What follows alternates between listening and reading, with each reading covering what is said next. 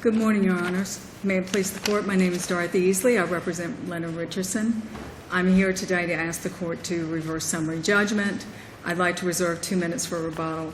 Thank you, Ms. Easley. I know that the Court has thoroughly studied the briefs, the record on appeal, the case law that we cite. So what I've tried to do is structure the oral argument around the areas that I think the Court will have the most concerns.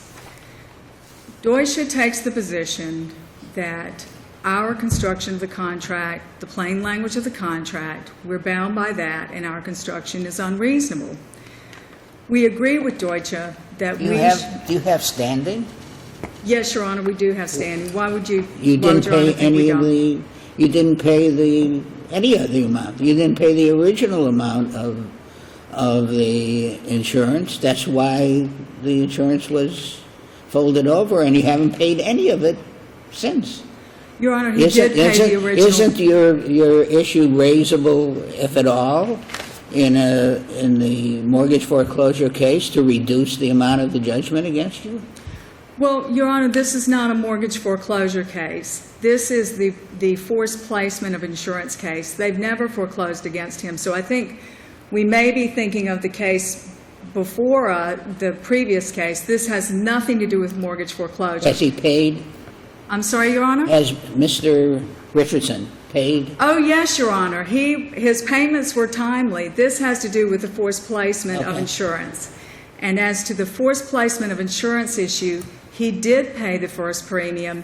He did reinstate his Citizens Florida agency insurance afterwards. He did reinstate that insurance, and he did pay Deutsche for the general lines insurance. So what we're talking about is the forced placement of insurance with someone other than the borrower's chosen carrier. Yeah, counsel, I think what happened here is your client didn't maintain the insurance as required by the contract. Deutsche Bank then got its own insurance, and one of your points, I guess your first point is, well, under the contract, even if Deutsche Bank's going to get its own insurance because your client failed to pay, Deutsche Bank should still let your client choose the insurance carrier. Yes, Your Honor. You're saying the contract provides that. That's correct, Your Honor. And what we're referring to is paragraph 5 of the contract concerning property insurance as opposed to paragraph 10 of the contract concerning mortgage insurance. Paragraph 5 of the contract, and we can refer to page 798 of the record, paragraph 5 of the contract says the insurance shall be chosen by the borrower. That's also consistent with Florida law, 626.9551, which this Court happened to construe in the Mizell decision, the predecessor statute. But under paragraph 5 and read in conjunction under the concurrent execution rule, the hazard insurance also says that the insurance shall be chosen by the borrower. Now, that's in the context of the mortgage insurance. If we were, the property insurance. If we were talking about the mortgage insurance, notably in paragraph 10 of the mortgage agreement, it says the lender can do that. It says the lender can choose the carrier. Now, I think what happened below, and I think that the tendency is to want to morph carrier and coverage into the same thing under paragraph 5 of the mortgage contract. But the plain language of the contract says what it says. And the statute 626.9551 says what it says. It says the borrower chooses the carrier. The insurance company can't do it, and the Florida legislature crafted it that way so that we would continue to have these market forces, and we don't have problems with commissions coming back in the interest of forced place insurance. But certainly one reading the contract is, yes, the borrower gets to choose the insurer. And they can choose the insurer and keep the property insured using any insurer they want. However, if they fail to do that, then the bank is at risk. So the contract specifically provides the bank can step in and insure its interest because they want to protect themselves, and the contract specifically provides for that. It says that, Your Honor. It says the bank can use the type and amount of coverage. It says that. What it doesn't say is the bank can choose the carrier, and that's important. That's an important distinction Isn't that because kind of two silly? principles. Isn't I'm that sorry, Your Honor. silly? Isn't that silly? Your Honor, if I hadn't read the contract and the case law on this issue, I would think this is a stupid argument. I really would. I'm going to be honest with Well, the we're court. not, you know, even plain language, if it leads to a stupidness, quote unquote, Absolutely. Go ahead, results use the word. should not be indulged. We're Absolutely not. It shouldn't be. We're not supposed to approve stupid results. No, the court should not. So let's We answer may that. be stupid, Let's but answer the both. results should not be stupid. Use the word Absolutely, silly and I'm better, sorry to but use the okay. word stupid, but let's be honest Wait, here. well, it's But- very candid and very accurate. But let's look at the law and the plain language here. The plain language says they choose the coverage. Now, this isn't the Dorthy Easley interpretation of what coverage means. I'm Wasn't he sorry. given a chance to choose the carrier? Well, it's unrebutted and uncontroverted. He chose the carrier originally, didn't he? He did choose the carrier. He Carrier, chose and Citizens, but and it was approved unfortunately, by he the didn't lender. pay that carrier. Let me just answer. There are three questions here, and I want to answer all three. The first is, Do it in reverse order. okay, Now, do it from the middle. Take uh-oh. number 2, and then number 3, and then number 1. I'm going to flunk the IQ test. Let me see if I can do this in the order in which they were asked. Okay. The word carrier. When we do a survey of Florida statutory law, it's not just the Dorothy Easley interpretation of law, Florida statutory law. Carrier and coverage are treated distinctly different. no doubt. There's no- Webster's Dictionary, carrier and coverage are Right, treated distinctly right, different. right. In their own contract, carrier and coverage Okay, are treated okay, distinctly okay. different. You win, you Paragraph 10, all right, but the plain language where you have an express term in the contract, an implied one cannot how is override this- it. but how They is it- chose the contract. Miss I'm Easley, sorry, Your how Honor. in the real world, what do you, who, the mortgagee chooses the terms of the new mortgage, of the new coverage, and it chooses the premium, Your Honor, all and they it have to chooses do the is send premium. a check. Wait, just a minute. All right. But it doesn't choose the carrier? No, Your Honor, and this is also the position of 49 attorneys general around the country in national mortgage settlement. 49 attorneys general sued the 5 largest servicing mortgage servicers. Deutsche is not one of them, but Bank of America, GMAC, Citibank, they were all sued, and their consent judgments say they're going to send a check. When the cessation of coverage is due to non-payment of the premium, these mortgaging servicers have, by consent judgment, agreed to send the check. They settled the case by saying that. I don't understand how The you... point is, it's how- the how you reasonable rely interpretation. on what the settlement of another case not involving this mortgagee, why that means that what...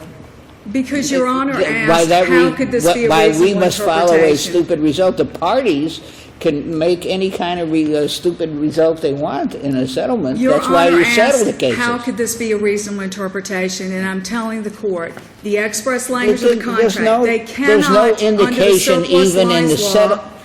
when you settle the case, that that's an interpretation of the policy. Your Honor, That's I a don't want to argue settlement of to the case. I don't want to argue with the court. I want to argue to the court. So please, what question can I answer for you as to this issue? Because the rules of contract are, we're bound by the plain language. We're bound by the plain See, I language get- of the I get statute, either by the to plain ask- language of the contract. If we're going to, Ms. Ms. Easley, Easley? you've gone over your time. I'm sorry. And, I would let you have a minute for rebuttal. Thank you. very good, Your Honor. Thank you. Good morning. My name is Bill Heller. I'm from Ackerman Centerfit, here for Deutsche Bank National Trust Company. Ms. Easley mentioned the Department of Justice and Attorneys General settlement agreement. Outside the record, not appropriate for discussion. If the court has questions, though, I'm happy to answer them. It's not true that that settlement requires, in a situation like Richardson, where he self-pays insurance, where he has no escrow. This was a case where the borrower, Mr. Richardson, at the time he got his loan, picked Citizens. That's called preferred insurance, the insurance he was required to get in order to have a loan. He decided to self-pay, instead of having his lender, then Ameriquest, pay for him. He didn't self-pay. He had to make 2 payments. He didn't make the second one. In a situation where the customer or the borrower is self-paying, those settlement agreements don't require, nor could they reasonably require, a loan servicer or a trust to then make the payment back to the insurance company. But in this case, much narrower than I think Ms. Easley has presented. So Mr. Richardson elects to self-pay. He fails to self-pay. He gets 6 letters, 2 from Citizens, 4 from AMC, that's the loan servicer for the trust. He ignores all 6 letters. While it's true that AMC, the loan servicer, could have, during that cure period, that slight window of time, sent a check to Citizens to reinstate, there are significant reasons why that would have been a severely bad idea. Number one, example from the record, Mr. Richardson's ex-wife tried to send a check in after the cure period, and the money was sent back to Mr. Richardson. So what happens in these situations where a lender or a servicer decides to send the money back to the expiring carrier is that money gets sent back to the borrower, not back to the servicer or the trust. What if the borrower decided they didn't want to keep that insurance any longer? So in this case, what if Mr. Richardson decided he wanted to switch to Allstate? We send the money to Citizens, right? What if Citizens decided they didn't want Mr. Richardson anymore? Right? We've had all, in my situation, I had an insurance company, won't name them, drop me because of water intrusion claims. So are they going to, is a loan servicer going to just guess that this insurance company wants to continue insuring and send the money to them? But the key here is Mr. Richardson got 6 letters over 5 months saying to him, Mr. Richardson, your insurance is going to expire. Please renew it. Mr. Richardson, if you fail to renew your insurance, you may have lender-placed coverage, and that coverage will protect our interest, the lien holder's interest, and it may be more expensive, and it may provide less coverage. And he ignored all of those letters. What is undisputed on this record, and again, this case is not just narrow in terms of the facts, but it's narrow in its presentation, its procedure, because both sides moved for summary judgment, and both sides told the court, we believe that this contract, the mortgage, the entire agreement is clear and unambiguous. And we want the court to decide it as a matter of law. Well, you know, it's clear and ambiguous on my side, but it's not, but it's unclear and ambiguous on your side. No. This Judge Schwartz, that's not a good argument. well, You have a host of pretty good arguments. Don't weigh it down with a bad. Sure. Well, this is the standard mortgage that's used for hundreds of thousands of borrowers, and this issue, and I won't spend a lot of time on it, but the idea that when a mortgage says, in the preferred context, so Mr. Richardson had to maintain his preferred insurance uninterrupted because the lien holder was entitled to continuous unbroken coverage. That collateral had to be protected against risk. And in Florida, we know how important that is. That's the preferred coverage. The lender-placed coverage, or the forced-placed coverage, is under Mortgage Paragraph 5 what the lien holder can purchase to protect its own interests when that customer, Mr. Richardson, breaks their promise to keep continuous insurances, which is what happened here. Now, undisputed on the record, because again, we submitted this statement of undisputed facts, and we also have a statement of uncontroverted facts. So there were no material factual disputes before the court. But he did eventually continue his Citizens coverage, and then the premium, the Safeco premium, was returned to, I guess, was it escrowed? Well, that's true. So what happened was that after a year and a half, after ignoring all those letters, Mr. Richardson went out and bought Citizens coverage. And yes, Your Honor, there was a refund of over $7,000 at that time. But it wasn't refunded directly to him. It was refunded back to his escrow account. It credited the account, so he was not obligated to make any payments.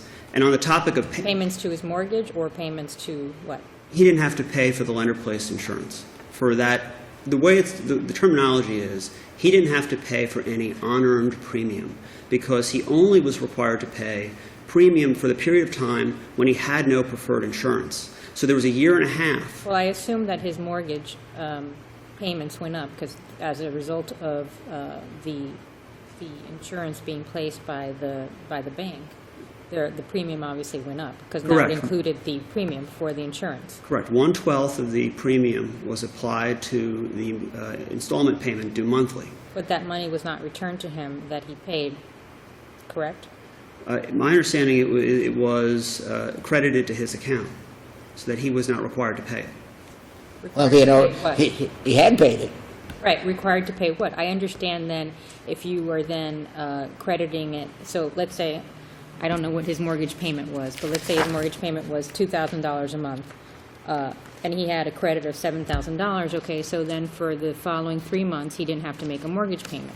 But if not, then you've double billed him, because crediting him $7,000 when he already has an insurance policy doesn't do anything. And paid for it. No, I apologize if I'm not representing the record correctly. Mr. Richardson was not out of pocket for any of the unearned premium. He was refunded any premium that he would have had to pay. My understanding, and maybe I'll read the record again, but my understanding is that the $7,600 premium was reimbursed to his escrow account. So,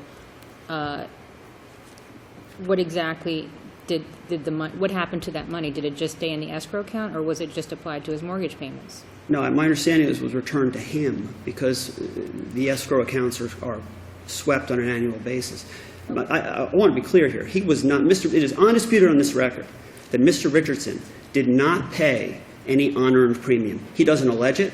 It is a established fact. Okay. His complaint is not that he was charged for premium that was unearned. He's saying that we should have reinstated the citizens policy, and we didn't. But we had no legal obligation to, because mortgage paragraph 5 says what it says, right? He says that the premiums on the new policy were larger than the original policy, or what? If we're talking in terms of the preferred insurance against the lender-placed insurance, Yes. for the first premium period, which would have been 2006 through 2007, it was more by about $400. The premium amount was $3,000 and some dollars. In the record, $300 a month? An extra $300 a month, or annual. annual? The testimony from Donald Spank in the record, and also from Lori Potter, establishes that the reason the lender-placed insurance, the Safeco policy, increased up to a little under $9,000, but it was a little over $10,000 when you include the taxes. He'd already defaulted on the first policy. It was really because of the hurricanes that affected Florida during 2005 and 2004. So it was those hurricanes that increased the risk for the pool. Remember, this is a blanket policy that applies to the entire portfolio of loans. But a key point that I have to emphasize is it is undisputed that nobody profited on the mortgage side from this. AMC, the loan servicer, didn't make a penny of that premium. And Deutsche Bank Trust, not a penny of that premium. All of the premium charged for the lender-placed policy that was kept, meaning the earned premium, the premium that was used when there was no other coverage because Mr. Richardson didn't have his citizens, that was applied by AMC and paid directly to Safeco. The allegations of profit sharing and motive were disputed in the record, and there is no dispute about it. This is a case where there was every dollar of premium was paid to the insurance company, and it was the contractual right. And we're talking so much about reasonableness. This is not. Keep thinking about Monday Night Football and the replacement refs, where you have that incredible picture where there's one ref signaling touchdown and the other correctly interception. To the extent that was a debatable call, this one isn't. The contract gave Deutsche Bank, gave the trust, gave the loan servicer the right to go out and buy that replacement coverage when Mr. Richardson broke his contract. They didn't profit from it. They had the right to insurance coverage of any type or amount, right? Any type or amount. To say that means you can't pick the carrier? Well, what of the situation where the carrier won't reinstate? The cases in Mr. Richardson's brief talk over and over again about the basic principles of contract law. It would be impossible to say that, impossible on this record, for AMC to have reinstated that Safeco policy, because instead of jumping the gun and purchasing that lender-placed insurance right when Citizens expired, it waited 5 months of letters and warnings to get Mr. Richardson to protect his own rights, to honor his contract that he broke. right? This case presents as Mr. Richardson and the class that he wants to represent being sitting ducks, but actually this is Mr. Richardson sat on his obligations. He was the one sitting. Mr. Richardson could have stopped this whole problem by keeping the insurance up to available as required by the contract. And also, once the insurance was placed by the lender, Mr. Richardson could have cut that off by obtaining insurance. Yes and yes. And what Donald Spink says, he's the one of the insurance agents. When he's describing how lender-placed insurance works, he made a comment about this case. He said it's amazing because lender-placed insurance is usually, if it's ever bound, it's very short-term, which is partly why it costs so much, among other reasons, like there's no underwriting because this is a blind policy. There's no this in policy insures AMC, the loan servicer, Well, not individuals. It costs so much because by definition somebody has already defaulted on the same insurance. Every customer, every borrower who has lender-placed insurance is in default for one reason or more than one reason. So, and again, abandoned It's not a properties. very good risk. There could be a tree could have fallen on Mr. Richardson's roof. You know, Mr. Richardson is not communicating with us. Mr. Should we Heller. go on? Should we go? Mr. Heller, you've gone way over your time, and I've allowed you to do that, so if you would like to wrap up. All right, I'm going to crowbar in one other point and then stop. The other point is, while it's not in the order granting summary judgment, it is referenced in a footnote that the Deutsche Bank that we defended in this case is the National Association, not the real estate mortgage investment conduit that holds the loan. In other words, you want it to be affirmed. Well, In conclusion. You want it to I'd be like us affirmed, isn't that true? Your Honor, counsel? we respectfully request an affirmance. Yes, sir. Thank you, Mr. Heller. Thank you. Ms. Easley, thank you. You may have 1 minute for rebuttal.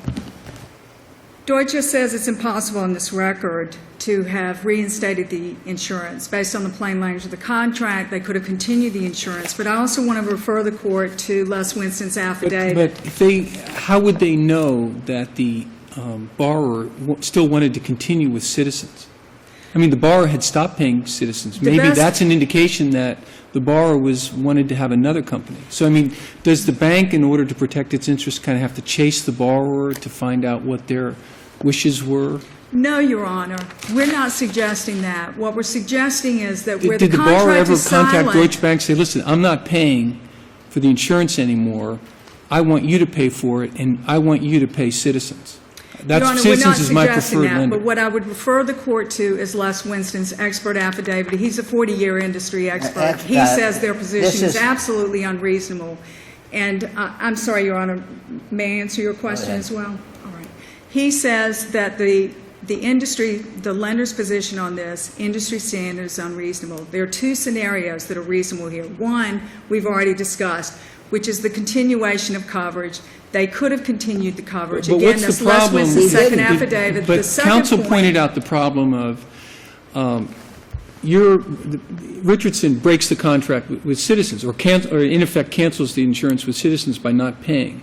If the bank tries to intervene in that, the bank is, a third party. They might send in the check's sent to Richardson. I mean, the bank doesn't know really where Richardson's at about this. I guess Richardson never, did Richardson ever contact the bank and say, listen, keep me up with Citizens? No, Your Honor, he So did not. how is the bank supposed to know that Citizens is still the borrower's choice? I would refer the court But to they should read the- Citizens' Huh? affidavit in the record, affidavit number 2 by Manny McLean, which says, under that scenario, it's a very good question. Under that scenario, if the lender had sent the check to Citizens during the continuation period, which is a 22-day period, they received notice. They would have accepted the check, the insurance would have But continued. how There does the wouldn't have been bank, the risk. how does the bank know that Citizens is the preferred insurer of the borrower?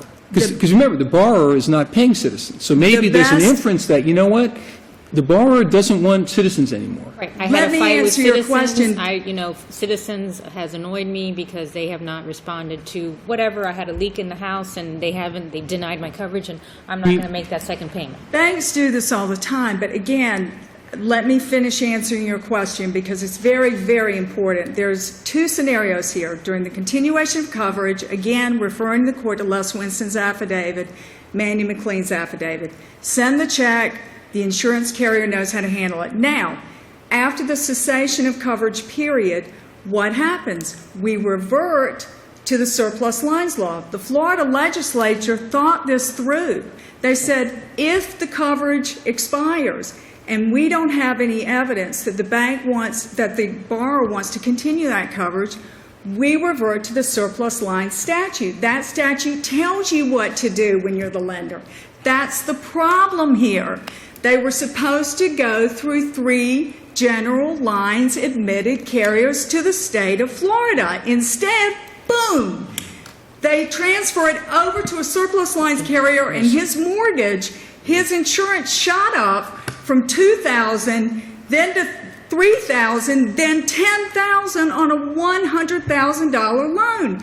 Our borrowers Miss Easley, are already distressed. Miss Easley, you know, I can see people getting emotional about Oh, I'm death sorry, Your penalty Honor. I'm cases. excited. But this one- I'm excited about this because I think the statute lays it out. I think the statute Can we tells you stop? exactly what to do. Easley, thank you very much for your argument.